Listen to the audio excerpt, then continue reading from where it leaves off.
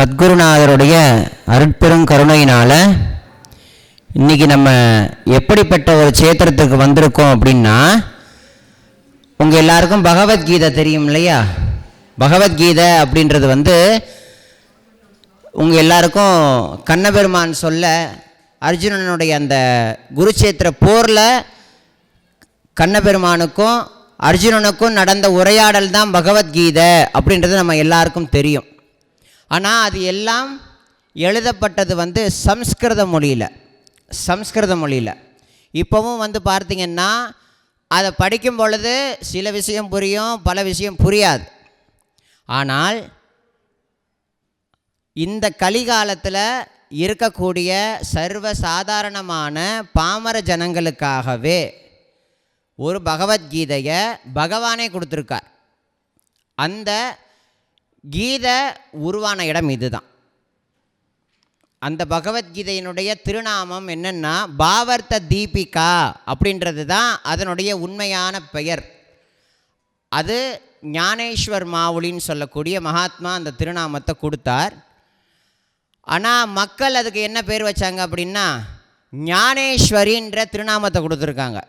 ஞானேஸ்வரி அப்படின்றது யார் அப்படின்னா ஞானேஸ்வர் மாவுலின்னு சொல்லக்கூடிய மகாராஜருடைய குழந்தையாம். சரிங்களா? அது தமிழ்லையே கிடைக்கிது. தமிழில் இந்த நூல் கிடைக்கிது.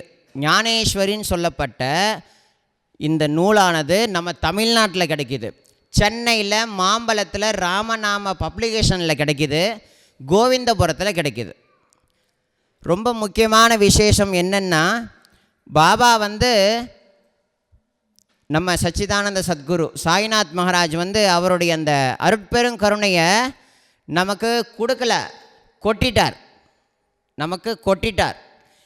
அதை எதுக்காக எப்படி சொல்கிறோம் அப்படின்னா, அவர் கருணை காட்டலை அப்படின்னா இப்படிப்பட்ட ஒரு உயர்ந்ததான இடத்துக்கு நம்ம வந்திருக்க சான்ஸே இல்லை. அதனால் இந்த பகவத்கீதையானது பாவர்த்த தீபிகா என்ற ஞானேஸ்வரி அப்படின்னு சொல்லக்கூடிய உயர்ந்ததான நூல் உருவான இடம் இதுதான். அந்த நூலானது சாய்நாத் மகாராஜ் தன்னை நோக்கி வரக்கூடிய சில அடியார்களை நீ ஞானேஸ்வரி படி, ஏகநாத பாகவதம் படி, நீ எதுவும் பண்ண வேண்டாம், கம்முன்னு இரு, இல்லை நாமத்தை சொல்லு, சேவை புரி அப்படின்னு தன்னை நோக்கி எண்ணற்ற அடியார்களுக்கு ஒரு வேலை கொடுத்தார். அதில் பிவி தேவ் அப்படின்னு சொல்லக்கூடிய பக்தரை ஞானேஸ்வரி படின்னு சொல்லி அதுக்கப்புறம் அவருக்கு படிக்க முடியாமல் போய் அது ஒரு லீலை நடந்ததை நம்ம சாயி சச்சரிதத்தில் படிச்சிருப்போம், கேட்டிருப்போம். அந்த விதத்தில் சாய்நாத் மகாராஜ் பெரிதும் விரும்பிய மகான்கள் உண்டு, பாபாவே விரும்பின மகான்கள் உண்டு. பாபாவுடைய மராட்டி ஆரத்தியில், இரவு ஆரத்தியில் ஆரத்தி ஞான ராஜா அப்படின்னு ஒரு பாடல் வருது பார்த்தீங்களா? அந்த மாவுளி, அதாவது ஆரத்தி ஞானராஜான்னு பாடுறோமே, அது யாருடைய ஆரத்தி அப்படின்னா ஆலந்தியில் 21 வயது பையனாக ஜீவசமாதி கொண்டவர் மேலே பாடக்கூடிய ஆரத்தி. புரியுதுங்களா? அந்த ஆரத்தி பாடலை பாடும் பொழுதும் ஆரத்தி துக்காராமா அப்படின்னு பாடக்கூடிய பாடல், அது 15ஆம் நூற்றாண்டை சேர்ந்த துக்காராம் மகாராஜ் அவருடைய ஆரத்தி. அது இந்த 2 மகாத்மாக்களுடைய ஆரத்தியை பாடும் பொழுது பாபா ஏந்திரிச்சு கரம் கூப்புவாராம், நமஸ்காரம் பண்ணுவாராம். யார்? நம்ம சத்குருநாதர். அப்படியானால் பாபா ரொம்ப விரும்பிய மகாத்மாக்கள் இவங்க எல்லாரும். அப்படியாக இந்த வந்திருக்கிற இந்த சேத்திரத்தினுடைய கதை இங்கே நீங்கள் சில பேர்லாம் உள்ளே போய் ஒரு கும்பிட்டிங்க, அது என்ன ஏதுன்னு தெரியாமல் கும்பிட்றதில் புரோஜனம் இல்லைன்னு நான் சொல்ல மாட்டேன். புரோஜனம் ஒரு பக்கம் இருக்குது, மறுபக்கம் கொஞ்சம் குறைவாக இருக்குன்னு சொல்லலாம். ஏன்னா சுவாமி பாபா பண்டரிபுரம் போகிறோம், என்ன ஏதுன்னு தெரிஞ்சுக்காமல் போனால், விவேகத்தோடு அதை தெரிஞ்சுக்கிட்டு போனால் கிருப்பை நிறையா ஜாஸ்தி கிடைக்கும், பாவத்தோடு போனால் அந்த கிருப்பை கிடைக்கும்னு சொல்லுவாங்க இல்லையா? அந்த மாதிரி இந்த ஒரு இடத்துக்கு நம்ம போயிருக்கோம் அப்படின்னா அந்த இடத்தினுடைய விசேஷம் என்ன, அது என்னது, அது கருப்பாக ஒரு தூண் இருக்குது, மாலை போட்டிருக்காங்க, அதை போய் இப்படி கட்டி பிடிச்சிக்கிறாங்களே, அது என்ன ஏது அப்படின்றது நம்ம யாருக்காவது தெரியுமா? இப்போ பாதி பேர் கொஞ்சம் பேர் உள்ளே போயிருக்கீங்க, இதை இவங்க கும்பிட்டாங்க நானும் உள்ளே போகிறேன், அந்த எண்ணத்தில் தானே நம்ம போகிறோம். இது புரிஞ்சுக்கிட்டு போனால் இன்னும் பலன் ஜாஸ்தி. அந்த ஒரு பாவம் இங்கே இருக்கக்கூடிய மராட்டி தேசத்தில் ரொம்ப போற்றக்கூடிய இடம் இது. லட்சக்கணக்கான மக்கள்லாம், கோடிக்கணக்கான மக்கள், அந்த கோடிக்கணக்கான மக்களுடைய தாயாக இருக்கக்கூடிய ஞானேஸ்வர் மாவுளி முதுகில் சாய்ந்து உட்கார்ந்து தூணுது. அந்த தூணில் சாய்ந்து உட்கார்ந்தபடி தான் ஞானேஸ்வரி நூலை கொடுத்தார் நமக்கு மராட்டியில். அது அந்த அந்த கதை உருவான லீலையைத்தான் இப்போ நம்ம கொஞ்சம் அனுபவிக்க போகிறோம். மற்ற இடங்கள்லாம் லைட்டாக சொல்லிவிட்டு போங்க தரிசனம் பண்ணிட்டு வாங்கன்னு சொல்லிடலாம். இந்த இடத்த அப்படி விட முடியாது. ஏன்னா இந்த விஷயங்கள் எல்லாம் தெரிஞ்சுக்கணுங்கிறது பாபாவுடைய பரம சங்கல்பம். நம்ம தமிழ்நாட்டில் கோவிந்தபுரத்தில் ஸ்ரீ பாலாஜி பாகவதர், அடுத்து முரளிதர சுவாமிகள், நிறைய பாகவதர்கள் எல்லாம் இந்த இடத்துக்கு ஞானேஸ்வரி படிப்பாங்க. அந்த ஞானேஸ்வர் மாவுளி உருவான இந்த இடத்துக்கு அவரை பற்றி புகழ்ந்து அவருடைய அபங்கங்கள், அவருடைய ஆத்மானுபாவம்னு சொல்லக்கூடிய கிரந்தங்கள், அவர் எழுதின ஹரிப்பாட் அப்படின்னு சொல்லக்கூடிய, பாபாவுக்கு ரொம்ப பிடிக்கும் ஹரிப்பாட்டு. நமக்கு சாய்நாத சிவமஞ்சிரி தான் தெரியும். ஹரிப்பாட்டு தெரியுமா? தமிழில் இருக்குது. ஹரிப்பாட்டு அப்படின்றது ரொம்ப அற்புதமானது.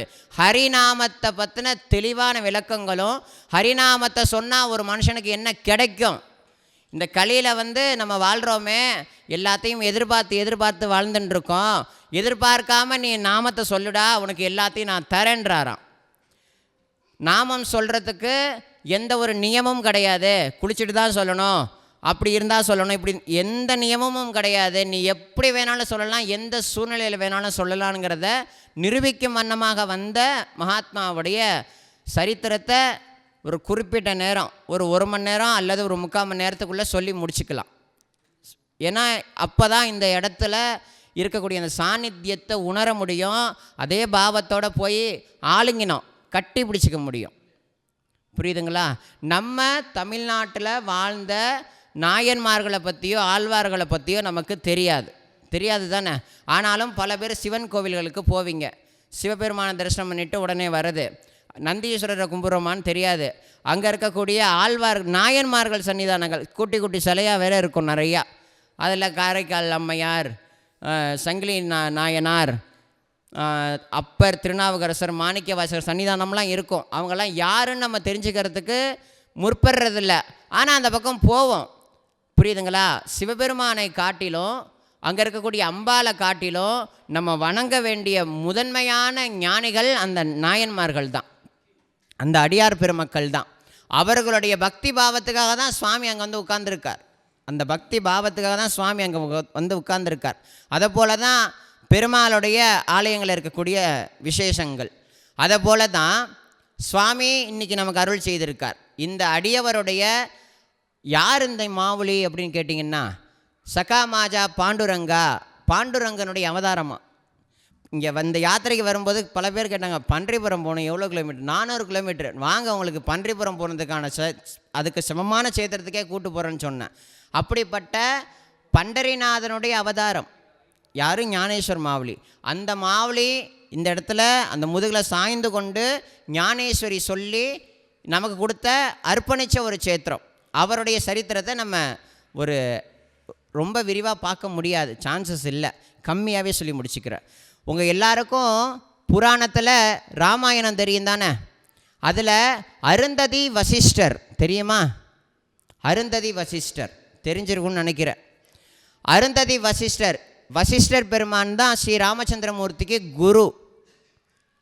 அந்த ராமச்சந்திரமூர்த்தி பிறக்கிறதுக்கு முன்னாடி அவங்க அப்பா தசரதமூர்த்தி, எனக்கு குழந்தை பாக்கியமே இல்லை அப்படின்னு சொல்லி பெரியதான ஒரு யாகம் பண்ணாங்க. அந்த யாகத்தினுடைய பிரதிபலனாக மகாவிஷ்ணுடைய ஒவ்வொரு விஷயங்களும் அவதாரம் எடுத்தது. ராமச்சந்திரமூர்த்தி, அடுத்து லக்ஷ்மணன், சவித்ருகணன் சொல்லக்கூடிய 4 மகாத்மாக்கள் பிறந்தாங்க. அந்த அமிர்தத்தில் இந்த பாயாசத்தை சாப்பிட்டு அதுக்கு அடிகோலிட்டவர் வசிஷ்ட மாமுனி தான். அப்படியாக வசிஷ்ட மாமுனி அடிக்கடி அந்த அரண்மனைக்கு போகிறது வழக்கம். அவருக்கு குழந்தை கிடையாது. அருந்ததி அம்மா ஆசிரமத்தில் இருக்காங்க. அந்த ஒவ்வொரு முறையும் வசிஷ்ட மாமுனி தசரதமூர்த்தியினுடைய அரண்மனைக்கு போகும்போதெல்லாம் ராமச்சந்திரமூர்த்தியை லக்ஷ்மணனை கொஞ்சுவாங்களாம். யார்? தசரதமூர்த்தி கௌசல்யா இவங்க எல்லாரும் கொஞ்சறதை பார்த்து நமக்கு இந்த மாதிரி பாக்கியம் கிடைக்காம போயிட்டே, இவனுக்கு கிடச்சிருக்கே, இந்த மன்னனுக்கு கிடச்சிருக்கே, நமக்கு கிடைக்கவே இல்லையேன்னு யார் ஏங்கினா அப்படின்னா ஒரு பெரியதான மாமுனி ஏங்கியிருக்கார், வசிஷ்ட மாமுனி. அவர் ஏங்கினார் இல்லையா, அதுக்கு பகவான் கொடுத்தாராம், மறுஜன்மா கொடுத்துருக்காராம். யாருக்கு? வசிஷ்ட மாமுனிக்கு. அருந்ததியாக வந்தவள் இருக்காங்க இல்லையா, அவளுக்கும் ஒரு பிறவி கொடுத்தாங்களாம் இந்த கலிகாலத்தில். அந்த வசிஷ்ட மாமுனி இந்த கலிகாலத்தில் விட்டல் பந்த் அப்படின்ற திருநாமத்திலையும் அருந்ததி தாயானவள் ருக்மணி பாயாகவும் அவதாரம் பண்ணாங்க. இந்த கலிகாலத்தில் மகாராஷ்டிராவில் பைட்டன் இங்கே ஒரு சேத்திரம் இருக்குது, கிட்டத்தட்ட ஒரு 70 கிலோமீட்டர் தூரம் தான் பைட்டன். அங்கே ஆப்பே கான் அப்படின்னு சொல்லக்கூடிய சேத்திரம் இருக்குது. அங்கெல்லாம் அடியன் போயிருக்கேன். நான் சொன்ன இந்த சேத்திரங்கள் எல்லாம் தனிப்பட்ட முறையிலேயே போயிட்டு வந்திருக்கேன். அதனால தான் இந்த மாதிரி விஷயங்களை சொல்ல முடியும், இல்லைன்னா சொல்ல முடியாது இல்லையா. ஆப்பே கான் ஞானேஸ்வர் மாவலியுடைய ஜென்மஸ்தலம், அது ஞானேஸ்வர் மாவலியுடைய ஜென்மஸ்தலம், அவங்க பிறந்த ஸ்தலமே அதுதான். அப்படிப்பட்ட புண்ணிய பூமியில் தான் அந்த விட்டல் பந்த் அப்படின்றவர் பிறந்தார். அவருடைய மனைவியை சுவாமி எங்கே வைத்திருந்தார், அதாவது அருந்ததி எங்கே பிறந்திருந்தாங்கன்னா ஆலந்தின்னு புனே பக்கத்தில் ஒன்று இருக்குது, ஆலந்தியும் அடியன் போயிருக்கோம். நம்ம யாத்திரையில் வந்தாங்க சில பேர், அடியன் ஆலந்தி கூட்டு போயிருக்கேன். ஞானேஸ்வர மாவுடைய சஞ்சீவன சமாதி, 21 வயது பையனாக பாபா 60 காலங்கள் வாழ்ந்தார். கடைசி காலத்தில் தன்னுடைய சொரூபத்தை விட்டார். ஆனால் இந்த மாவுளி 21 வயசில் தன்னுடைய சொரூபத்தை விட்டார். இந்த மகாராஷ்டிரா புண்ணிய பூமிக்கே யார் தாய் அம்மா அப்படின்னா மாவுளின்பாங்க. இப்போ இங்கே இருக்கக்கூடிய மராட்டி மக்களை பார்த்திங்கன்னா பையான்னு கூப்பிட்டா லைட்டாக திரும்பி பார்க்குறாங்க, மற்றபடி என்ன புரியாது. மாவுளி அப்படின்னு கூப்பிட்டு பாருங்களேன், உடனே திரும்பி பார்ப்பாங்க. நம்ம பக்தர்களை சாயி இங்கே வாங்கலன்னா திரும்பி பார்க்குறாங்க இல்லையா. அந்த மாதிரி இந்த மராட்டிய பக்தர்களுக்கு மாவுளி அப்படின்னு சொன்னால் ரொம்ப பிரியம். எல்லாரையும் மாவுளி மாவுளியே பார்ப்பாங்க. மாவுளின்னா அம்மான்னு அர்த்தம். மாவுளின்னா பாபாவோட ஆரத்தி பாட்டில் சாயி மாவுளி சாயி மாவுளின்லாம் இடையில வரும். சாயி மாவுளின்னா என்ன, சாயி அம்மா சாயி அம்மான்னு அர்த்தம். அப்படியாக ஆலந்தியில் தான் அந்த அருந்ததி தாயார் ருக்மணி பாயா பிறக்கிறாங்க. இப்போ பகவானானவன் என்ன பண்ணுறான் அப்படின்னா அங்கே இருக்கிற விட்டல் பந்தையும் இங்கே இருக்கக்கூடிய ருக்மணி பாயும் சேர்த்து விடுறார், திருமணம் பண்ணி வைக்கிறார். அவங்க அம்மா அப்பா கனவுல பாண்டரங்க போய் சொல்கிறார், அந்த விட்டல் பந்தக்கு கல்யாணம் பண்ணி கொடுத்துருன்னு. இந்த அம்மா அப்பாவுக்கு போய் கனவுல பாண்டரங்க சொல்கிறார், இவனுக்கு நீ கல்யாணம் பண்ணி கொடுத்துருன்னு. 2 அம்மா அப்பா கனவுலையும் பாண்டரங்கன்னு சொன்னதுனால இந்த 2 பேரையும் தம்பதியை இணைச்சாச்சு. ஆனால் விட்டல் பந்துக்கு குடும்ப வாழ்க்கையில் இஷ்டம் இல்லை, சன்னியாசியம் வாங்கணும்னு இஷ்டம். மனைவியான ருக்மணி பாய்க்கு எப்படி இவள்கிட்ட சொல்லிவிட்டு நம்ம சன்னியாசம் வாங்கிட்டு எங்கேயாவது போயிடணுன்ற எண்ணம் அவருக்கு அவ்வளோ ஒரு வேக்க ஆத்மீகத்தில். அவள் தூங்கிட்டு இருக்கும் பொழுது நான் காசிக்கு போயிட்டு வரட்டுமாடின்னு கேட்டிருக்காரு. தூக்க கலத்தில் போயிட்டு வாங்கோன்ட்டாங்க. உண்மையாகவே போயிட்டார். அன்னைக்கு போனவர் 12 வருஷம் காலம் வரைக்கும் வரவே இல்லை.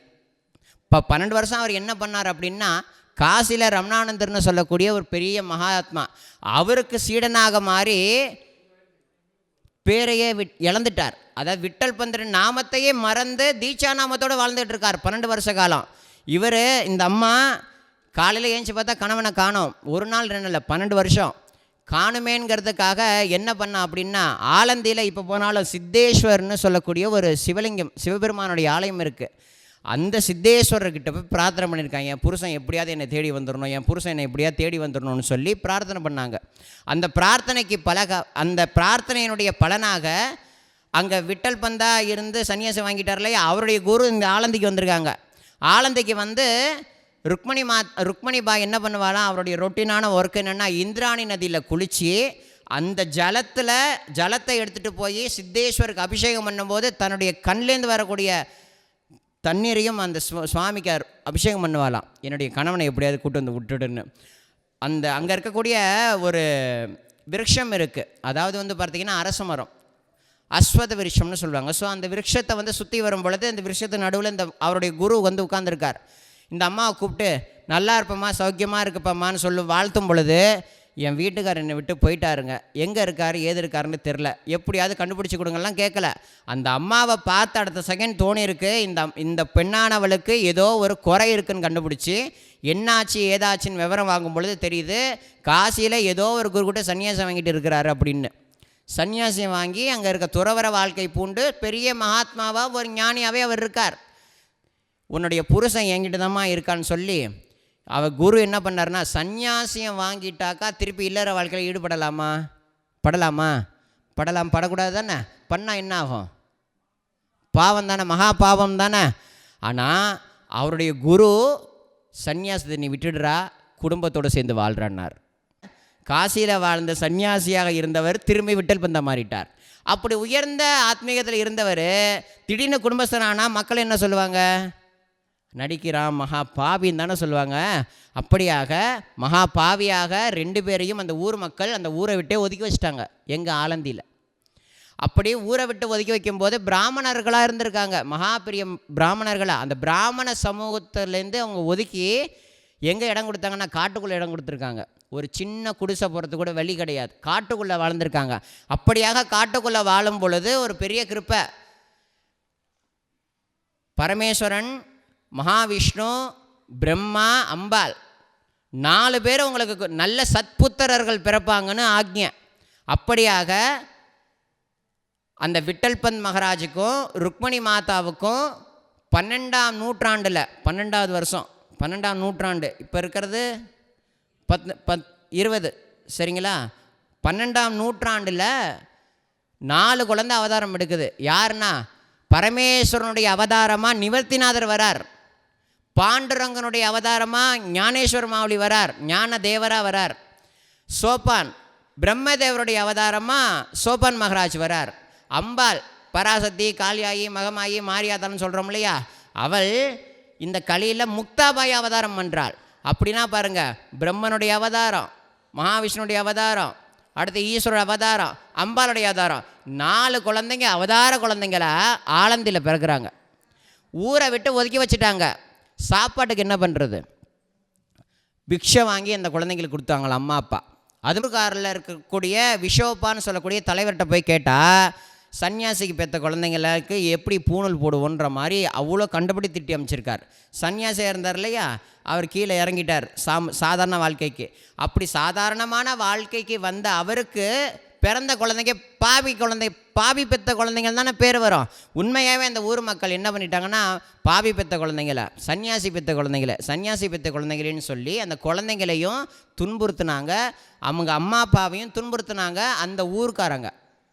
அந்த ஊருக்காரங்க துன்புறுத்தினாலும் பரவாயில்ல, பிள்ளைங்களுக்கு சோறு சரியான டயத்தில் பிக்ஷை வாங்கி கொடுத்தேன், நாங்கள் உங்கள் பிள்ளைங்களுக்கு பூணிடுறோம், எங்கள் சமூகமான பிராமண சமூகத்தில் நாங்கள் சேர்த்துக்கிறோன்ற ஒரு இது. அப்படியே இருக்கும் பொழுது அவங்க விளையாட்டுக்கு தான் சொல்லியிருக்காங்க. விளையாட்டுனா இப்படி சொன்னாலாவது நம்மளை டார்ச்சர் பண்ணாமல் இருப்பானேங்கிறதுக்காக உண்மையாகவே பிராணத்தியாகம் பண்ணிட்டாங்க. குழந்தைங்களுக்கு என்ன வயசா? 6, 4, 3, 1 குழந்தைங்களுக்கு. யாருக்கு அவதாரம்? இந்த குழந்தைங்களுக்கு வயசை பார்த்துங்க. பிள்ளையை விட்டுட்டு போயிட்டாங்க. காலையில் இந்த குழந்தைங்க எழுந்திரிச்சு அம்மாங்குது அப்பாங்குது, யாரும் இல்லை. அங்கங்கே போய் சாப்பாட்டுக்கு வழி இல்லை. ஊர் உள்ளே போனாக்கா திறத்துறாங்க. என்ன பண்ணுங்க அந்த குழந்தைங்க? இலைத்தலையில் சாப்பிட்டுட்டு வாழ்ந்தாங்க. இலைத்தலையெல்லாம் சாப்பிட்டுட்டு வாழ்ந்து கொஞ்சம் கொஞ்சமாக அந்த சின்ன குழந்தை முக்தாபாய் அம்பாளுடைய அவதாரம், அவளுக்கு பசி எடுக்குமா. அவங்க அண்ணா நிவர்த்திநாதர், தம்பி ஞானேஸ்வர், அவருக்கு கீழே பிரம்மதேவனுடைய அவதாரம். இவங்களுக்கெல்லாம் சக்தி இருக்கா இல்லையா? நீங்கள் எல்லாரும் சொல்லுங்கள்.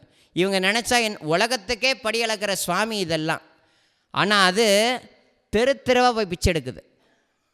யாருக்காகன்னா அந்த குழந்தைக்காக. அப்படியே அந்த குழந்தைக்காக பிக்ஷை வாங்கும்போது கூட அடிச்சிருக்காங்க. அப்படி அடிக்கும் பொழுது அந்த அடியும் வாங்கிட்டு முக்தா இன்றைக்கி இதாண்டி கிடச்சிது, கோச்சிக்காமல் சாப்பிட்றின்னு சொல்லி அவங்க அண்ணா நிவர்த்திநாதர், ஞானேஸ்வர மாவுளி 2 பேரும் பட்டினி கிடப்பாங்களாம். சோபானுக்கும் முக்தாபாய்க்கு மட்டும் சாப்பாடு கொடுப்பாங்களாம். அப்படியாக அந்த ஊரில் வாழ்கிறாங்க. பெரிய பிள்ளையான நிவர்த்திநாதருக்கு தெரிஞ்சு போயிட்டு அம்மா அப்பா பிராண தியாகம் பண்ணிட்டாங்க, செத்து போயிட்டாங்க. அதுக்கு காரணம் யார்? இந்த ஊரில் இருக்கக்கூடிய விசோபான்னு சொல்லக்கூடிய தலைவன். அவர்கிட்ட போய் நாங்கள் என்ன தப்பு பண்ணோம், எங்களை எதுக்கு உங்கள் சமூகத்தில் சேர்த்துக்க மாட்டீங்க அப்படின்னு சொல்லி இந்த 4 குழந்தைங்களும் போய் நிற்கிறாங்க. அப்படி நிற்கும் பொழுது சின்ன பசங்க கேள்வி கேட்டால் பெரியவங்களுக்கு தம்மாந்தொண்டு பசங்க நீங்கள் என்னடா என்ன பார்த்து கேள்வி கேட்குறீங்க அப்படின்னு கேட்டாக்கா அதுக்கு ஏதாவது இப்போ அம்மா அப்பாவுக்கு பிராய்ச்சித்தம் சொல்லி சாங்குன்னு சொல்லி ஒரு சொன்னதுக்கு இறந்து போயிட்டாங்க. அதே மாதிரி இந்த குழந்தைகளை நம்ம டார்ச்சர் பண்ணாமல் இருக்கணும், அதுக்கு ஒரு வழி சொல்லணுமே. அதுக்கு என்ன பண்ணாங்களா அந்த ஊர் தலைவர், நீங்கள் என்ன பண்ணுங்க, 4 பேரும் கிளம்பி பைட்டன் போங்க. எத்தனை kilometre? Alandi to Paithan search பண்ணி பாருங்கள். 213 கிலோமீட்டர். 213 கிலோமீட்டர். எங்கிருந்து?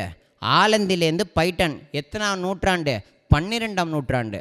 நடந்தே போகுது. யார்? 4 குழந்தைங்க. பறந்து போகலாமா? போயிடலாமா?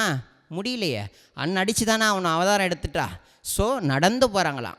அதாவது முக்தாபாயான குழந்தைக்கு கால் வலிச்சுதுன்னா நிவேதனா தூக்கிப்பாரான். முக்தா, நான் உன்னை கொஞ்சம் தூக்கிக்கிறேன், கஷ்டப்படாதன்னு சொல்லிட்டு சும்மாலாம் போக மாட்டாங்க. ஜெய் ஜெய் ராம் கிருஷ்ண ஹரி, ஜெய் ஜெய் ராம் கிருஷ்ண ஹரின்னு சொல்லக்கூடிய இந்த நாமத்தை சொல்லிக்கிட்டே பஜனை பண்ணிக்கிட்டே போவாங்களாம். ஆலந்திலேருந்து பைட்டன் வரைக்கும். அதுக்கு முன்னாடி நிறைய விஷயங்கள் கிடச்சிது. நிவர்த்திநாதருக்கு குரு உபதேசம் கிடச்சிது. எங்கே? திரியம்பகேஸ்வர் சேத்திரத்தில். திரியம்பகேஸ்வர் சேத்திரத்தில் உபதேசமாகி அந்த உபதேசத்தினுடைய பலனாக நிவர்த்திநாதர் ஞானேஸ்வர் மாவுளிக்கு உபதேசம் பண்ணுறார். ஞானேஸ்வர் மாவுளி சோப்பானுக்கு உபதேசம் பண்ணுறார். சோப்பான் தேவ் முக்தாபாய்க்கு உபதேசம் பண்ணுறார். அப்போ ஒரே குடும்பத்தில் குரு, ஸ்ரீகுரு, பரமகுரு, பரமேஸ்வரி குரு, ஞானகுருன்னு சொல்லுவோம் இல்லையா, அது மொத்த குடும்பமே ஆகிப்போச்சு. அப்படியாக அந்த மாதிரி உயர்ந்த ஞான குழந்தையாகவே இருக்காங்க, உலகத்துக்கு தெரியாது. அப்படிப்பட்ட குழந்தைங்க நடந்தேங்க. நம்மலாம் இங்கேருந்து ஷிரடியில் நம்ம ரூம்லேருந்து கோயிலுக்கு போகிறது. இந்த சாய்ராம் என்ன இங்கேருந்து அவ்வளோ தூரம் போட்டிருக்காரு? யார்? நம்ம மக்களை. என்ன இந்த சாய்ராம் இங்கேருந்து நடக்க விட்டுட்டாரு எங்களை, நமக்கு இப்படி. ஆனால் அந்த குழந்தைங்க சின்ன குழந்தைங்க. யோசனை பண்ணி பார்ப்போம். யாருக்காக நடந்தாங்கன்னா நமக்காக நடந்தாங்க. நடந்து ஆலந்து பைட்டன் போயிட்டாங்க. பைட்டனில் இங்கேருந்து விஷயம் போயிட்டு தந்தி கொடுத்துருக்காங்க. இந்த மாதிரி 4 பயலுங்க வரணுங்க, 3 பயலுங்க, ஒரு பொண்ணு வரா, நீங்களும் ஊருக்குள்ளே சேர்த்துக்காதீங்கன்னு சொல்லி லெட்ரு போயிட்டாங்க. அங்கே போனால் அவங்க தாத்தா வீடு ஒன்று இருக்குது. விட்டல் பந்தோடைய உறவுகாரர். அவங்க தாத்தா வீட்டில் போய் அந்த குழந்தைங்க, அந்த தாத்தா வீடுன்னு கூட பாவம் அந்த குழந்தைங்க தெரில, பிக்ஷை போடுங்கன்னு போய் கேட்டிருக்குங்க. வெளியில் வந்த தாத்தா உத்து பார்க்குறார். ஆமாம், நீங்களா எந்த ஊர்ரா அப்படின்னு கேட்ட பிறகு ஆலந்தி சேத்திரம் தாத்தா அப்படின்னு. ரொம்ப பசிக்குது, இவ முக்தாபாய் சின்ன குழந்தை பசிக்குது, உங்களெல்லாம் பார்த்தா எனக்கு ஏதோ ஒரு உள்ளுணர்வு வருதே. உங்கள் அப்பா பேர் என்ன? அப்பா பேர் விட்டல் பந்த், அம்மா பேர் ருக்மாபாய். டே, என் மருமக பெற்ற குழந்தைங்களாடா நீங்கள், உங்களுக்கு என்னாச்சுரா ஏதாச்சுன்னு சொல்லும்போது இந்த பெரியவர் நிவர்த்திநாதர் எல்லா கதையும் சொல்கிறார். அட பாவிங்களா, இந்த மாதிரிலாமா பண்ணுவீங்க அப்படின்னு சொல்லி வீட்டுக்குள்ளே கூப்பிட்டு போயிட்டார். வீட்டுக்குள்ளே கூப்பிட்டு போய் ஆகாரம்லாம் கொடுத்துக்கிட்டு இருக்கார். அந்த ஊருக்காரங்க இவர் வீட்டுக்கு ஓ கிருஷ்ணாஜி மாமா வெல்லவா, நீ எதுக்காக அந்த குழந்தைங்களை வீட்டுக்குள்ளே கூப்பிட்ட? அந்த குழந்தைங்க சன்னியாசி பெற்ற குழந்தைங்க, ஆலந்தியில் அந்த ஊரில் சேர்த்துக்காமல் துரத்தி விட்டுருக்காங்க. நாங்களும் சொல்கிறோம், நாங்களும் இந்த ஊர்லேருந்து ஒதுக்கி வைக்கிறோம் அந்த குழந்தைங்களை. இங்கே தான் பட்ட பாடுன்னா அங்கேயும் பட்டுருக்காங்க பாடு. இந்த குழந்தைங்க உங்கள் வீட்டுக்கு வந்ததுனால ஒன்றையும் அந்த ஊரை விட்டு ஒதுக்கி வைக்கிறோன்னு ஒதுக்கி வச்சுட்டாங்க. யாரை? அந்த கிருஷ்ணாபாய் தாத்தாவை. ஆக மொத்தம் 5 பேர் ஊரை விட்டு ஒதுக்கிட்டாங்களா. சாப்பாட்டுக்கு திருப்பி என்ன பண்ணுவாங்க? இருக்கிறத வச்சு சமாளிச்சுக்கிட்டு இருக்காங்க. இவங்க வந்த நோக்கம் என்ன? ஆலந்திலேருந்து பைட்டன் காரணம் என்னென்னா, அங்கே பைட்டனில் பிராமண சமூகம் ரொம்ப தலைத்தோங்கி இருந்தது. அங்கே வேத வித்துக்கள் வாழ்ந்த ஊர் அது. அப்படி இருக்கும் பொழுது அங்கே இருக்கக்கூடிய 4 பிராமண தலைவர்கள் சுத்தி பத்திரம் எழுதி கொடுத்தா ஊருக்குள்ளே சேர்த்துக்கிறேன்னு சொல்லியிருக்காரு. இங்கே ஆலந்தியில் அந்த விஷோபான்னு சொல்லக்கூடிய தலைவர் அந்த சுத்தி பத்திரம் கேட்குறதுக்கு தானே வந்திருக்காங்க. அந்த ஊர் தலைவரை இந்த 4 குழந்தைங்க போய் பார்த்து பஞ்சாயத்தை கூட்டுறாங்க. இந்த சின்ன குழந்தைங்களுக்கு, அப்போ சின்ன குழந்தைங்க இல்லை, கொஞ்சம் வருஷ கணக்கு வளர்ந்துட்டாங்க பிள்ளைங்க. அப்போ வயசு என்னவா? இங்கேருந்து நடந்து போனாங்கல்ல, உடையடியவன் நடந்து போக முடியும். வயசு கொஞ்சம் கொஞ்சமாக ஏறி போய் ஞானேஸ்வர் மாவுளிக்கு 14 வயசு, அண்ணாவுக்கு 16 வயசு, சோபான் தேவுக்கு 2 வயசு கம்மியான அந்த வயசு தான். 2 வயசு டிஃப்ரெண்ட்டு தான் இந்த குழந்தைங்கள் பிறந்த அந்த வருஷங்கள். ஆகையினால அப்படி இருக்கும் பொழுது சபை கூடிச்சு. அந்த தலைவர்கள் பைட்டனில் அந்த தலைவர்கள், உங்களுக்கு உங்களுடைய அம்மா அப்பா, உங்கள் அப்பா பெரிய பாவம் பண்ணிட்டார். அவர் என்ன ஒரு பாவமும் பண்ணல, சத்குருநாதர் என்ன சொன்னாரோ அதை அப்படியே பண்ணியிருக்கார். டே விட்டல் பந்த், நீ திரும்பவும் குடும்பத்தோடு ஜாயின் பண்ணிக்க, உனக்கு 4 சத்புத்திரர்கள் பிறப்பாங்கன்னு சொல்லியிருக்கா. குரு வார்த்தையை யாராவது மீற முடியுமா? ஒரு சத்குருடைய வார்த்தையை அவர் மீறவே இல்லை. குரு சொன்னார், குடும்பத்துக்கு வந்தார், 4 குழந்தை பிறந்தாச்சு. குரு சொன்னது சத்தியமாகி போயிடுச்சு. ஆனால் நம்மளை மாதிரி மக்களுக்கு என்ன தோணும்? இந்த ஆள் வந்து ஊரை ஏமாத்துறான், சன்னியாசி அது இதுன்னு சாமியாரை வேஷம் போட்டுட்டு இன்றைக்கி குடும்பத்தில் 4 குழந்தைய பெற்றெடுத்துட்டான்னு நம்மளே சாதாரணமாக பேசுவோம் தானே. அப்போ எப்படி பேசியிருப்பாங்கன்னு கொஞ்சம் யோசனை பண்ணி பாருங்கள். அப்போ அந்த பக்த சமூகத்தில் இருந்த பெரிய பெரிய தலைவர்கள் உங்களுக்கு 4 பேருக்கு சுத்தி பத்திரம் கொடுக்க முடியாது, நீங்கள் இந்த ஊரை விட்டு போங்கன்னு சொல்லி கொஞ்சம் ப்ரெஷர் கொடுத்துருக்காங்க. அப்போ இதில் இருந்த பெரிய பையன் நிவர்த்திநாதர் அதெல்லாம் முடியாது, எங்களுக்கு சுத்தி பத்திரம் வேணும் அப்படின்னு கேட்கவும் அந்த ஊர் தலைவரில் ஒருத்தர் கேட்டிருக்கார், உன் பேர் என்னடா, நீ என்னமோ மௌனமாக இருக்க? என் பேர் ஞானதேவன் அப்படின்னு சொன்னாராம். என்னுடைய பேர் ஞானதேவன் அப்படின்னு சொன்ன பேர், நீ என்ன ஞானதேவன்னா இங்கே பெரிய ஞானவனா நீனு அப்படின்னு கேட்டிருக்கார். இல்லை, அவர் அமைதியாகவே இருந்திருக்கார். ஞானதேவன்னா என்னன்னு கேட்டாக்கா, ஞானத்தினுடைய உச்சம் அப்படின்னு சொன்ன பிறகு, ஓ ஞானத்தினுடைய உச்சமா நீ அப்படின்னா, இங்கே இந்த பிரபஞ்சத்தில் இருக்கக்கூடிய எல்லா ஜீவராசிகளுக்குள்ளேயும் அந்த ஞானம் இருக்கு இல்லையா? இப்போ நான் வேதம் சொல்கிறேன், நீ வந்து பிராமண குலத்தில் பிறந்தவன் நீ சொல்கிற, அதோ போது பார் ஒரு எருமை மாடு, அங்கே ஒரு எருமை மாடு அந்த நேரம் பார்த்து பாவம் வந்திருக்கு. அந்த எருமை மாடு வந்திருக்கு, அந்த எருமை மாடு நீனு நானும் ஒன்னான்னு கேட்டிருக்கார். அந்த எருமை மாடு நீனு நான் நம்ம 3 பேரும் ஒன்னான்னு கேட்டிருக்கார். ஞானேஸ்வர மாவளி சொன்னாராம், ஆமாம் நீங்கள் நான் அந்த எருமை மாடு 3 பேரும் ஒன்று தாங்கன்னு இருக்கார். என்னடா இப்படி சொல்லிவிட்டேன்னு சொல்லி கோவப்பட்டுட்டாங்க பிராமணர்கள். என்னடா அப்படி சொன்ன பிறகு, டே நான் வந்து பிராமணன்டா, என் வாயில் வேதம் வருதுடா, அந்த எருமை மாடு வேதம் சொல்லுமான்னு கேட்டிருக்காரு. அந்த எருமை மாடு வேதம் சொல்லுமா அப்படின்னு கேட்டிருக்காராம். ஞானேஸ்வர மாவளி சொன்னாரா, உங்களை எந்த பகவான் வேதம் சொல்ல வைக்கிறாரோ, உங்களை எந்த பகவான் வேதம் சொல்ல வைக்கிறாரோ அதே பகவான் நினச்சா அந்த எருமை மாடு வேதம் சொல்லுன்ட்டார். அந்த எருமை மாடு வேதம் சொல்லுன்ட்டார். கூட்டு வாங்கடா அந்த எருமை மாட்டை, கூட்டு வந்து நடுவில் நிற்க வச்சுட்டாங்க சபையில். அந்த எருமை மாட்டை கூட்டு வந்து சபையில் நிற்க வச்சுட்டாங்க. நீ என்னமோ ஞானேஸ்வரர் ஞானதேவர் சொல்கிறாங்களே, இப்போ அந்த எருமை மாடு வேதம் சொல்லணுன்ட்டாராம். எந்த பிராமணர்கள் கிண்டல் பண்ணியிருக்காங்க. அப்போ ஞானேஸ்வர் பார்த்தார் குருவான நிவர்த்திநாதரை, அண்ணா எனக்கு எல்லாம் தெரியும், நீ போய் வேலையை பாருன்ட்டாராம். நேராக ஞானேஸ்வர மாவளி போனார். எருமை மாட்டு மேலே தலையை அந்த அந்த அந்த சிரசில் தலையை வச்சார்.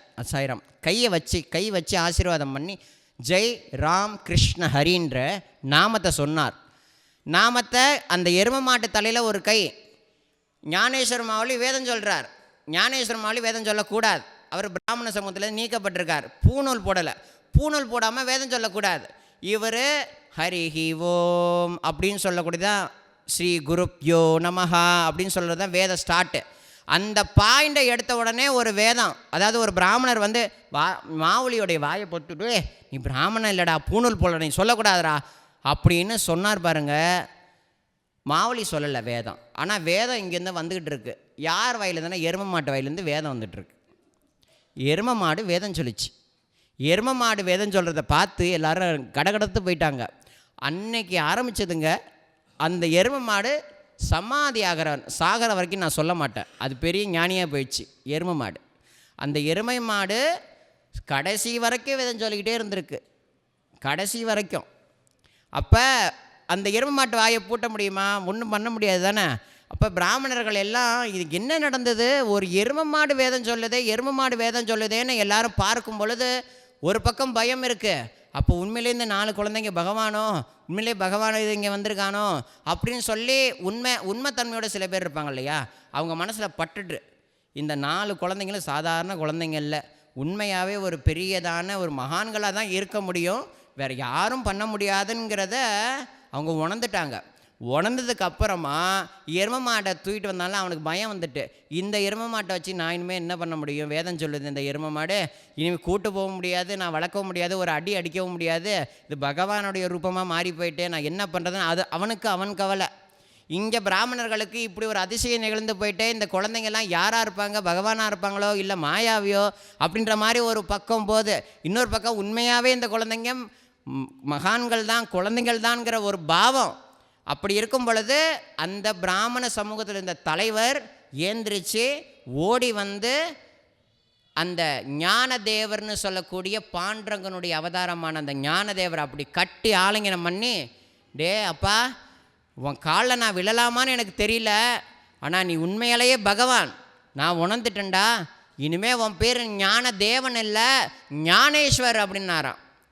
ஞான தேவனாக இருந்தவர் ஞானேஸ்வரரை மாறிட்டார். எங்கே? பைட்டனில், இங்கேருந்து 67 கிலோமீட்ரு. அப்படி இருக்கும் பொழுது திருப்பி ஜெய் ஜெய் ராம் கிருஷ்ண ஹரி அப்படின்னு சொல்லக்கூடிய அந்த நாமாவளியை வந்து அவங்க பாடி அதுக்கப்புறம் பரவசப்பட்டு திருப்பி பஞ்சாயத்தை கூட்டினாங்க. முதல்ல என்ன சொன்னாங்க? உங்களுக்கு சுத்தி பத்திரம் கொடுக்க முடியாதுன்னாங்கல்ல, இப்போவும் சொன்னாங்க உங்களுக்கு சுத்தி பத்திரம் கொடுக்க முடியாதுன்ட்டாங்களாம். இவ்வளோ தூரம் நடந்து யாராவது கொடுக்காமல் இருப்பாங்களா?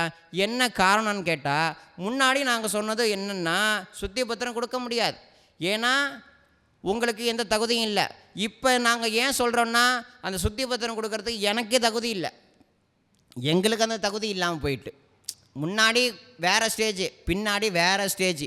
அப்படி இருக்கும் பொழுது கொடுக்க முடியாதுன்னு சொன்ன பிறகு நிவர்த்தினை அதை விடலை, நீங்கள் அந்த ஆலந்தியில் அதெல்லாம் செல்லாதுங்க, நீங்கள் தயவு பண்ணி கொஞ்சம் எழுதி கொடுத்துருங்க அப்படின்னு சொல்லி அந்த பத்திரம் இன்னும் இருக்குமா? அந்த பத்திரம் இன்னும் இருக்குது. சரிங்களா? ஒரு நிமிஷம், இந்த ஹோட்டல்லேருந்து பேசுகிறாங்க. அந்த சுத்தி பத்திரம் கைப்பட எழுதுனது இன்னும் இருக்குது ஒரு நூலில், அது அப்படியே பட்டயம் போட்டு வச்சுருக்காங்க. மாவுளியோடைய சரித்திரத்தில் இருக்கக்கூடிய ஒரு நூல் இருக்குது. அந்த நூல் வந்து பப்ளிகேஷனில் நிறைய கிடைக்கிது. அது பெரிய பெரிய ராதாகிருஷ்ண பாகவதர்னு சொல்லக்கூடிய ஒரு பெரிய பாகவதர் வந்து எழுதியிருக்கார் அந்த பட்டயத்தை.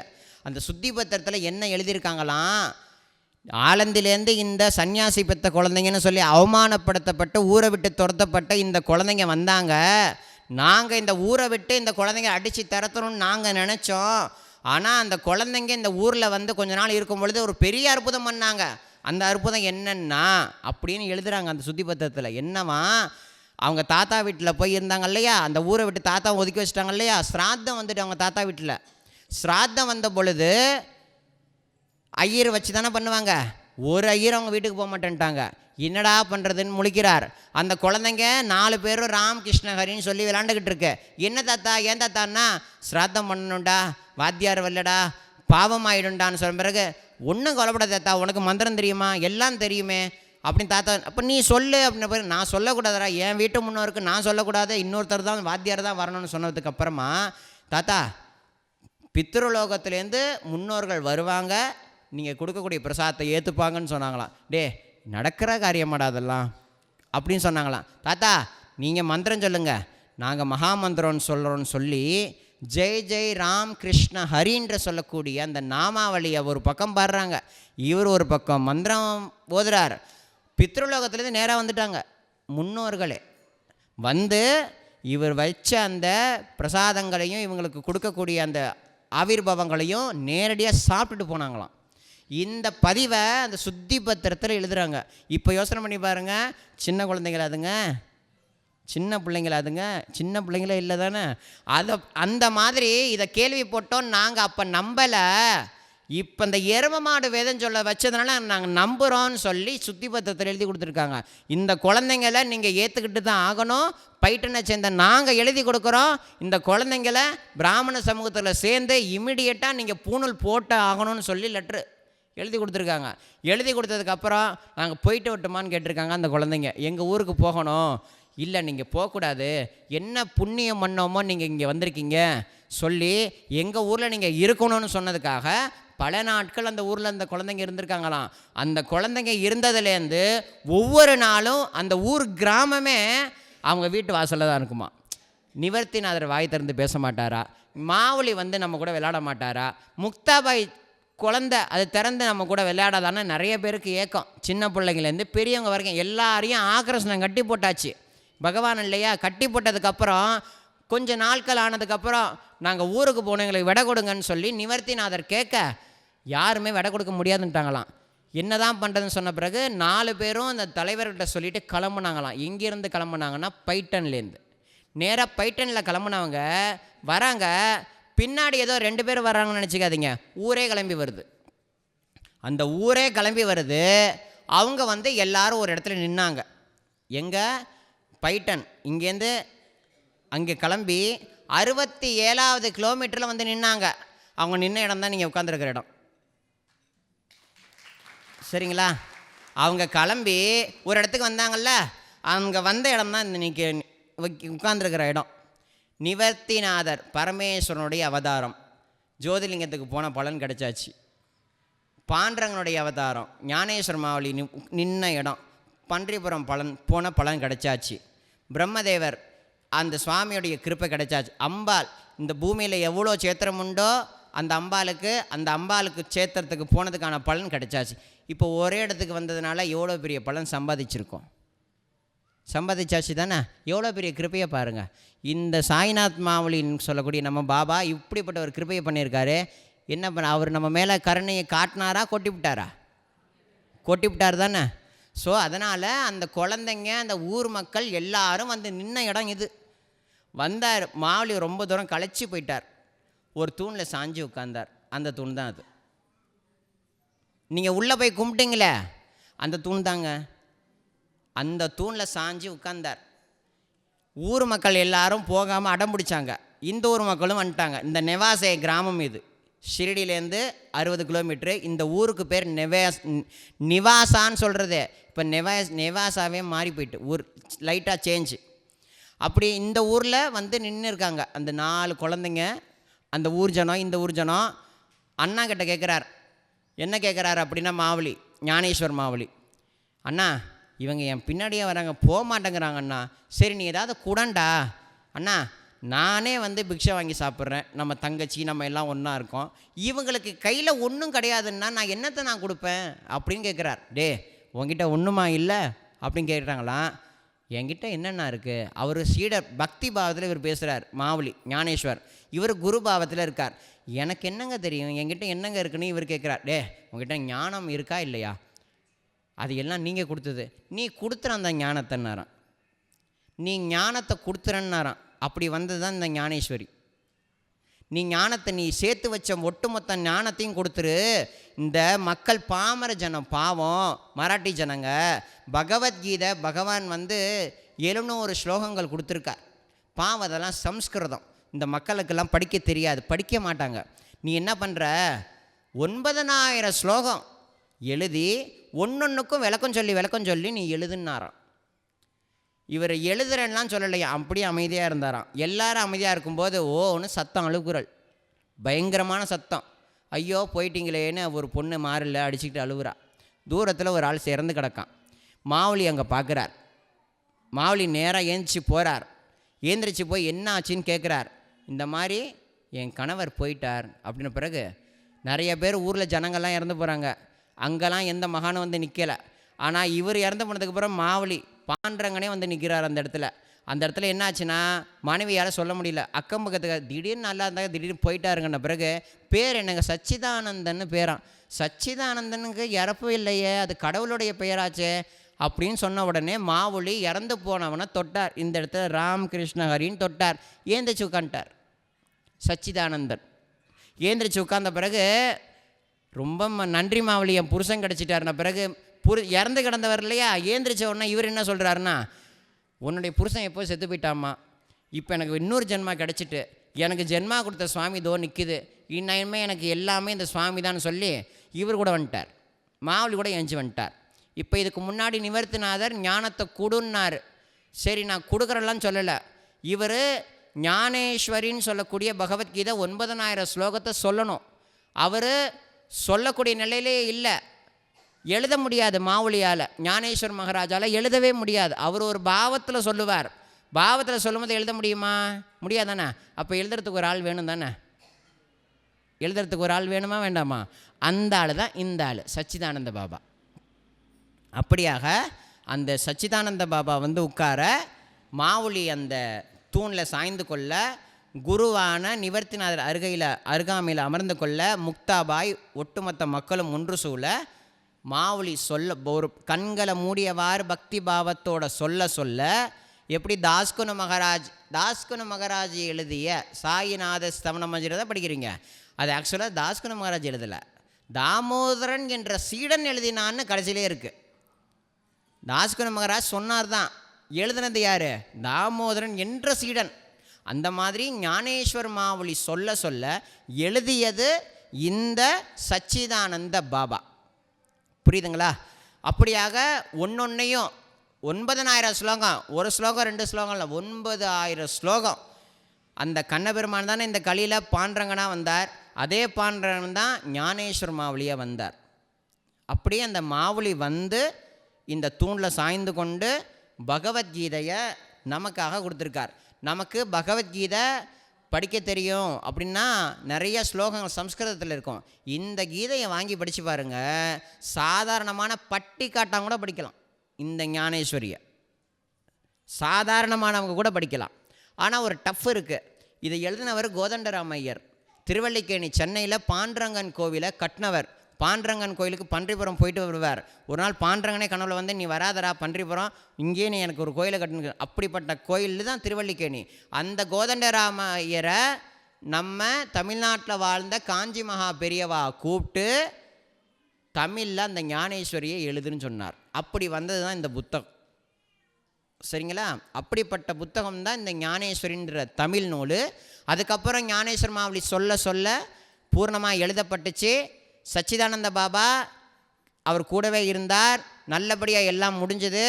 ஊரை விட்டு போகணும்ல, எல்லார்ட்டையும் விடை கொடுத்தாச்சு.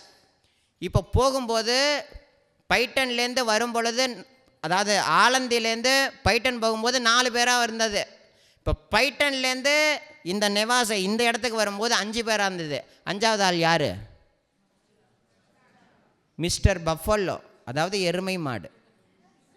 மறந்துடாதீங்க, எருமை மாடு 5வது ஆள். இப்போ இங்கேருந்து போகிறாங்க இன்னொரு ஆள் எக்ஸ்ட்ரா. யார் அது? சச்சிதானந்த மகாராஜ். ஸோ 6 பேராக கிளம்பி போகிறாங்க. அப்படி 6 பேராக கிளம்பி போகும்பொழுது தான் நாசிக்கில் ஆலப்பட்டான்னு சொல்லக்கூடிய ஒரு சின்ன கிராமம். அந்த கிராமத்தில் உடம்பு முடியாமல் இறக்குறாரு நம்ம எருமை மாடுன்னு சொல்லலை, எருமை மாடு வடிவில் இருந்த பக்தர். அவர் அங்கே சமாதியாகிறார். அவருடைய சமாதியை பூர்ணமாக விமர்சையாக கொண்டாடி சமாதி பண்ணி வச்சு, இனி வருஷா வருஷம் தீபாவளி அன்னைக்கு இந்த எருமை மாட்டு வடிவில் வந்த இந்த பக்தருக்கு சமாதி நாள் குரு பூஜை கொண்டாடுங்கன்னு சொல்லிவிட்டார். இன்றைக்கும் நாசிக் போகிற வழியில் ஆலைப்பட்டன்ற கிராமத்தில் நம்ம பார்வைக்கு எருமை மாடு, அந்த எருமை மாட்டுக்கு குரு பூஜை நடக்குது ஒவ்வொரு வருஷமும். எருமை மாடுன்றது நம்ம சாதாரண நினச்சிட்டு இருக்கோம். அதை அடிக்கிறோம், மாட்டை போய் அடிக்கிறோம் வரோன்னு வைங்களேன். அதுக்குள்ளேயும் பகவான் இருக்கிறத உணர்ந்ததை யார் உணர்த்தினா? குரு தேவை தானே. அப்போ அந்த சுவாமி தான் நம்ம எல்லாருக்கும் உணர்த்தியிருக்கார். புரியுதுங்களா? அதுக்கப்புறமா ஞானேஸ்வரின்னு சொல்லக்கூடிய நூலானது உலக பிரசித்தி பெற்றுடுச்சு. உலக பிரசித்தி பெற்று அதுக்கப்புறம் நடந்த லீலைலாம் நிறையா இருக்குது, நான் சொல்லலை, டைம் ஆகிடும், முடிக்க போகிறோம். அதுக்கப்புறம் என்னாச்சு அப்படின்னா, ஞானேஸ்வர் மாவுளி நல்லபடியாக இந்த உலகத்துக்கு ஞானேஸ்வரியை கொடுத்தார். கொடுத்ததுக்கப்புறமா என்னாச்சுன்னா, மகா சமாதி 12ஆம் நூற்றாண்டில் 21 வயது பையனாக ஆலந்தியில் சமாதி ஆகிட்டார். பிற்காலத்தில் சமாதியை காணும், ஊர் மக்கள் மறந்துட்டாங்க. நமக்கு எப்படி நன்றி கொஞ்சம் அப்படி இப்படி இல்லாமல் இருக்கோ, அந்த மாதிரி அந்தந்த ஊர் மக்களுக்கு அந்த நன்றியே இல்லாமல் போனதுனால இவ்வளோ பெரிய பாண்டரங்கனுடைய அவதாரமான ஞானேஸ்வரமாவுடைய சமாதி காணாமல் போகிற அளவுக்கு மறந்து விட்டுட்டாங்க. அந்த ஞானேஸ்வர மாவுளியினுடைய சமாதியை கண்டுபிடிக்கிறதுக்கு 15ஆம் நூற்றாண்டில் வாழ்ந்த ஏக்நாத் மகாராஜ், அவர் வாழ்ந்த ஊர் தான் பைட்டன். அதே பைட்டனில் வாழ்ந்த அதே பைட்டனில் வாழ்ந்த ஏக்நாத் மகாராஜருடைய கனவுல ஞானேஸ்வர் மாவுளி போயிருக்கார். 700 வருஷத்துக்கு அப்புறமா 700 வருஷத்துக்கு அப்புறமா அவர் கனவுல போய், என்னுடைய கழுத்தில் ஆலமரத்தினுடைய வேறு பிடிச்சி இழுக்குது, கழுத்தை பிடிச்சி நெரிக்குது, தயவு பண்ணி அதை கொஞ்சம் எடுத்துக்கூட அப்படின்னு கனவுல போய் சொல்லியிருக்கார். என்னடா இந்த மாதிரி ஒரு கனவு வருதுன்ட்டு ஏக்நாத் மகாராஜுக்கு தோற்றம். அவர் கிளம்பி நேரம் ஆலந்தி வந்திருக்கார். ஆலந்தி வந்து பார்த்தா முள்ளும் புதருமான் தான் இருக்குது, அங்கே எந்த சமாதியும் இல்லை. கண்டுபிடிச்சிட்டார். கண்டுபிடிச்சி ஒரு ஜீவசமாதி கீழே இறக்கம் படிக்கட்டு இருக்குது பூமிக்குள்ளே, அந்த இடத்த கண்டுபிடிச்சி கீழே போய் பார்க்குறார். 700 வருஷத்துக்கு 12ஆம் நூற்றாண்டில் சமாதியானவர் 700 வருஷத்துக்கு அப்புறம் 21 வயசு பையனாகவே தரிசனம் கொடுத்துருக்கார்.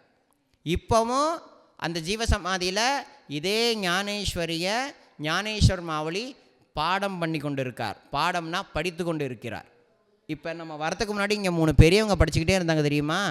படிச்சுக்கிட்டே இருப்பாங்க, பாராயணம் பண்ணிக்கிட்டே இருப்பாங்க. அந்த மாதிரி அவர் உட்கார்ந்துருக்கார். ஏக்நாத் மகாராஜ் கிட்ட போய் பார்க்குறார். பார்த்த பிறகு என்னென்னா, நீங்கள் ஏதோ கனவுல வந்தீங்க, வேறு ஏதோ இழுக்கு பிடிச்சிருந்தீங்களே, எந்த வேரையும் காணுமே, அதுவா அதாவது நான் கஷ்டப்பட்டு நெவாசை கிராமத்தில் உட்காந்து 9000 ஸ்லோகம் ஞானேஸ்வரி கொடுத்தேன். இந்த கலிகாலம் பாரு ஏக்கநாதா, நிறைய பண்டிதர்கள் எல்லாம் சேர்ந்து நான் எழுதின அந்த ஞானேஸ்வரியில் நிறையா விதமான பொய்யான விஷயத்தை உள்ளே புகுத்திட்டாங்க.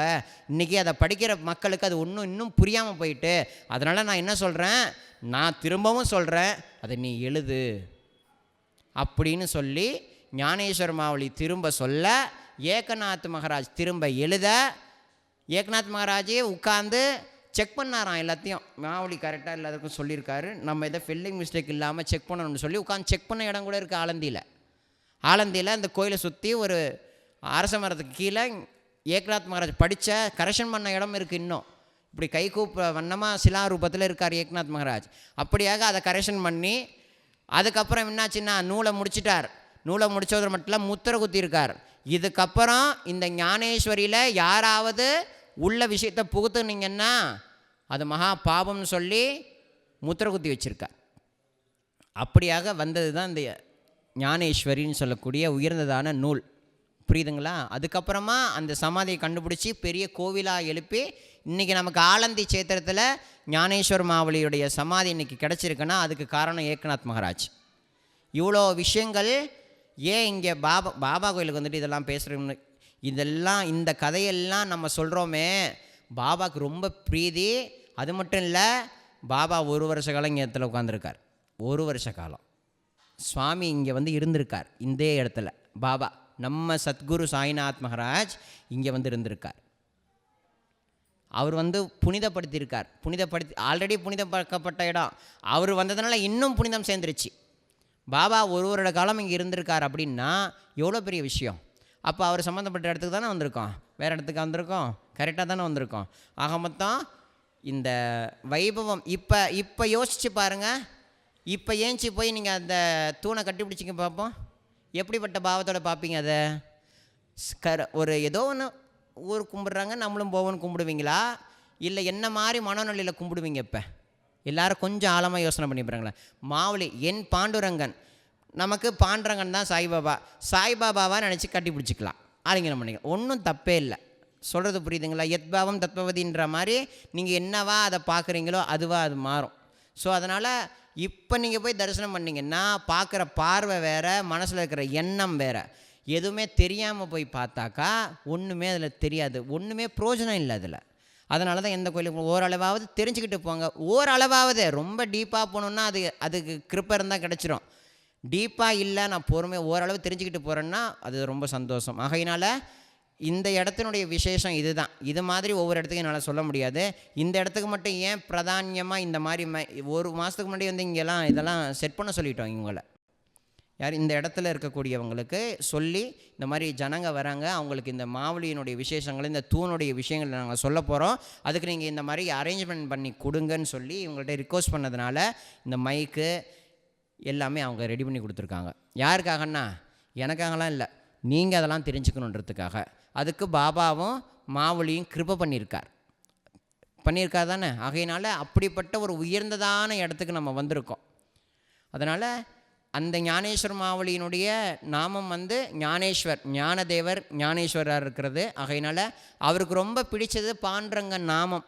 ஆகையினால ஒரு 5-10 நிமிஷம் பாண்டுரங்குடைய நாமத்தை 2 பேரும் பாடுவாங்க. அந்த பாட்டை கைத்தட்டி கேட்டு முடித்ததுக்கு அப்புறமா நம்ம வந்து உள்ளே போய் இப்போ நல்லபடியாக நல்லா தரிசனம் பண்ணலாம். சரிங்களா? ஜெய் சத்குருநாத் மகாராஜ் கி ஜெய், संत ज्ञानेश्वर मावली की। निवृत्ति ज्ञानदेव सोपान मुक्ताबाई एकनाथ नामदेव तुकाराम। निवृत्ति ज्ञानदेव सोपान मुक्ताबाई एकनाथ नामदेव तुकाराम। निवृत्ति ज्ञानदेव सोपान मुक्ताबाई, निवृत्ति ज्ञानदेव सोपान मुक्ताबाई, निवृत्ति ज्ञानदेव सोपान मुक्ताबाई एकनाथ नामदेव तुकाराम। निवृत्ति ज्ञानदेव सोपान मुक्ताबाई एकनाथ नामदेव तुकाराम। निवृत्ति ज्ञानदेव सोपान मुक्ताबाई, निवृत्ति ज्ञानदेव सोपान मुक्ताबाई, निवृत्ति ज्ञानदेव सोपान मुक्ताबाई एकनाथ नामदेव तुकाराम। निवृत्ति ज्ञानदेव सोपान मुक्ताबाई एकनाथ नामदेव तुकाराम निवृत्ति ज्ञानदेव सोपान मुक्ताबाई निवृत्ति ज्ञानदेव सोपान मुक्ताबाई निवृत्ति ज्ञानदेव सोपान मुक्ताबाई। पंडरीनाथ भगवान की जय।